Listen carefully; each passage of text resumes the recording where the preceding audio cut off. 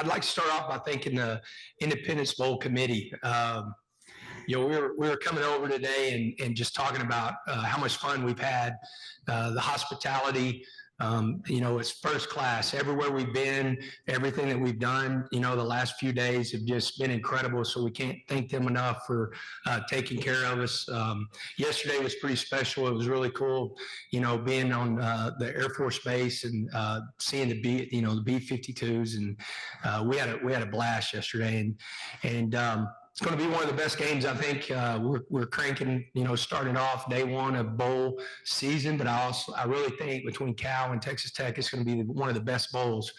You've got two really good teams that fought their way into a bowl. We both kind of had ups and downs all season long, and I'm really proud of this team, of the way they finished getting us into a bowl, and proud of these two guys that they just said, leave it better than you found it. And that's one thing that they've done for this program.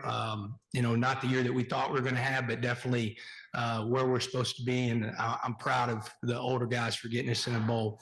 And so with that, we'll open up with any questions.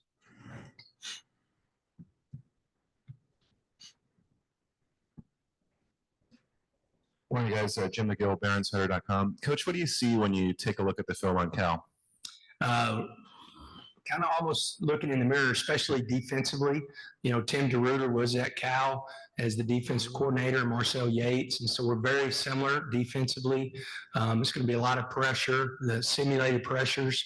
And then on the other side of the ball, we're going to have to stop one of the best backs in the country. I think he's like 6th or 7th, as far as 1,200 plus yards. And so very, very similar. They play with a lot of passion. That's why I said to, their head coach last night, you can tell how much a team cares about their coaches and each other by how hard they play. And they finished off the season on a 3-game win streak. And so we got our work cut out for us. Hey, Coach, Chris DeMarge with KSLA in Shreveport. Coach, I have 2 questions for you. First, how does this experience you've had in this particular bowl game in terms of off the field stuff you've experienced, like Barksdale, compare and contrast to other experiences you've had in other bowl games? And plus, after a couple of practices this week, what do we kind of learn more about your squad heading into the game? The experience has been incredible. I mean, being underneath a plane of that size and just talking about, you're talking about planes that were built in the 60s and 61 that's still, functional. And it just talks about people that came from before us, how exceptional they were at their jobs. I know Tony had a blast yesterday. I know he can talk about that whenever, he got to experience a lot of fun with a group that we went after the Air Force Base. And then, we're kind of who we are. We have a lot of fun. We practice really hard. We got to practice this morning. We call it Fast Friday. These guys up here will get almost 90% to their max velocity, and we'll come out and play hard.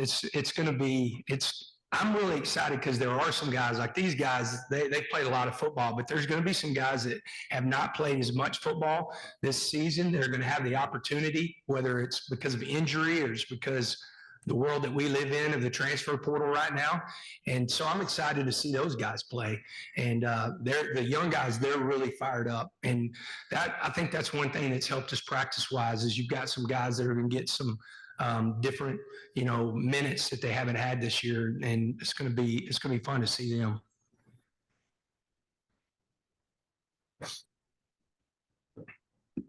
Hey guys, Roy Lang, Shreveport Bossier Advocate. Taj, just this question for you.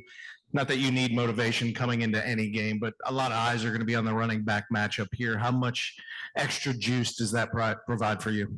It's definitely extra juice. Just some really just going through the weekend preparation of me just heading into a good game and being on the positive side of things.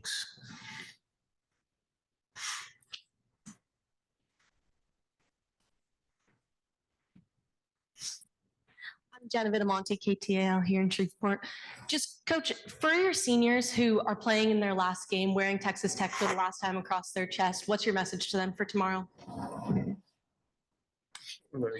Don't do that. I know. I don't like you. Yeah. We're a big family and have a high care factor. These guys up here, what they've done for Texas Tech is absolutely incredible. They'll go down as the group that really, I truly believe this. They'll go down as a group that changed things, that set the standard of excellence. They have played, all three of these guys, they've played in 3 bowl games in a row. I don't know the last time that was done. I know there was a period that it wasn't done at Texas Tech. And so everything that's going on, whether it's the new build, the south end zone, changing, the gear, everything, these guys have been a part of it, and we talk all the time about playing for each other, playing for the guy to the right and left, and how hard you play shows how much you care. And these guys have a huge care factor. And so, it's our last ride together, and I always tell them, man, they're stuck with me for the rest of their life, whether they like it or not. And always going to be there for them. But I know they will be there for me too. They're especially this group up here. I'm lucky, got the best news in the world that Taj is coming back. And so I get another year with him. But these two are different. Pretty special. I don't like you.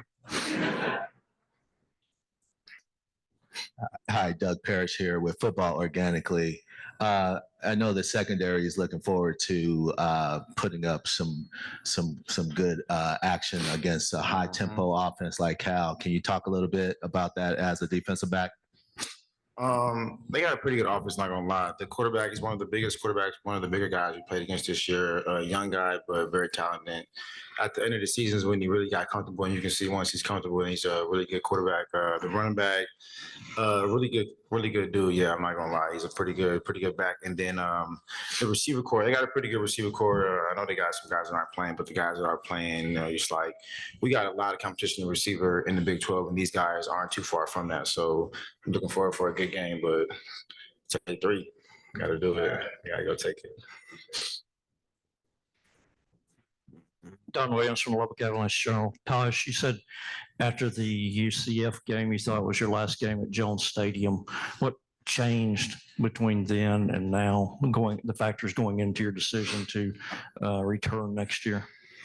Really just talking with my parents and Coach McGuire and the staff, and really looking to what's best for me, in my opinion, and what I can do coming back next year, and what things I have goals next year that I want to achieve, which is being Texas Tech all-time rushing leader and things like that. So really just bigger goals than that, and just helping this team next year win a Big 12 championship. Hey, Brittany Breeding with KTBS here in Shreveport. Texas Tech isn't too far away from Shreveport. You're not your home turf, but do you think a lot of fans are going to travel here? And do you think that'll give you a little bit of an advantage as far as energy above Cali?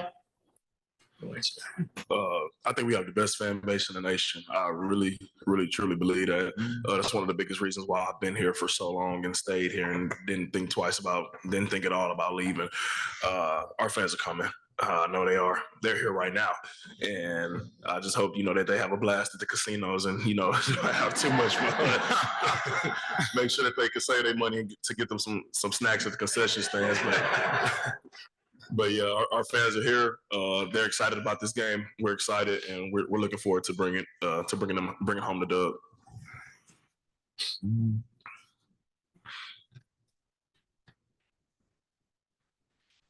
Anybody else? Sean Dillon, Rocket Pregame. With this game, and as you prepare for your last games, Rabbit, Tony, what does Coach McGuire mean to you? Now it's time for you to cry. Yeah. I'll go first. First off, I'm say, man, this dude right here really changed my perspective about the game of football and about life and everything. Like when he came into Lubbock for the first time, we had a meeting with him, and like one of the first things that he talked about, I barely even knew this man. I don't even know how he knew this much information about me, but like barely talked to him. He's like, man, like we're gonna make sure that you're able to take care of your daughter. And like after that, I was just like, man, ain't nobody's ever talked to me like that. Like my daughter, she means the world to me, and I want to do great things so that she can have a better life than I had growing up and everything. And for him to come in there and say that, and then just these 2 past years with him, man, it's just like it's amazing, man. He, like when I first met him, I thought he was just like trying to juice us up, you know, because he's a new guy. He wanted us to win us over, but like he's like that every single day. I kid you not. Like for the 2 years I've been here, there has not been a day where he does not walk in that building with a smile or excited to see us and everything. And just being a player, just seeing how much he cares for us. Like he's treated like a dad in the building. Like, and then when Debbie comes in, she's like the team mom. You know, she loves every single last one of us. They interact with us. One thing that I love is that he lets the all the wives and kids are at practice. All the kids are running around. Like I have a daughter, so like that's just like the coolest thing to me. And then they all run up to him, call him Uncle JoJo. So like that's like one of the little things that has meant so much to me at this university. And for him to come in and just do everything that he promised he was going to do for my career is just, I can't thank him more enough. So thank you, Coach. I'm really an emotional guy, so I'm gonna try to keep myself together up here. You know, the first day I met Coach McGuire, I knew who he was just because he's a legendary high school head coach, but I didn't know how he was as a college coach. And so I was scared. I thought he was gonna call me into his office and tell me to pack my bags. Like I was like Googling how much U-Hauls cost and everything. I thought the end was near. You know? And that meeting just went the other way. I tell him, Coach DeRuiter, and all the staffs, like, I'm really appreciative of you. Thank you for keeping me around. It has meant so much to me, my family. I love Texas Tech. And, you know, just to have that fear of thinking that my time was going to be up was scary, but he kept me here, and he don't understand how much he has changed my life. I'm honestly so emotional that this is going to be my last game as a Red Raider. I know I'm forever a Red Raider, but, you know, it's just something different to be in that locker room with your brothers and to wear that double T on your chest and on your helmet, on your head as a helmet and stuff. And to think that I only got one more time to do it, like, it's not bittersweet. It's exciting. It's fun. I know I'm going to make the best of the moment and opportunity, but I'm going to miss this place. I'm going to make sure I stick around just a little bit because I got to be one of the first people to walk inside that new facility that's being built in Lubbock. And like you said, I truly believe that we left this place better than we found it. Me and Rabbit been here since day one. He's one of the first guys that I met up here. That's why he's one of my best friends. And I'm excited for the future. But Coach, thank you. Thank you for keeping me. Thank you for changing my life, changing my family's life. And I'm excited to see what God has planned for me. Mm-hmm. That was cute. Cute Tony. Christie, Channel 11 in Lubbock. Coach, it's been 2002 to 2004 since Tech won 3 bowl games in successive years. What would a win like this mean for the program moving forward after such a tough start to the year? Yeah, number one, means a lot to send these guys off on a winning note.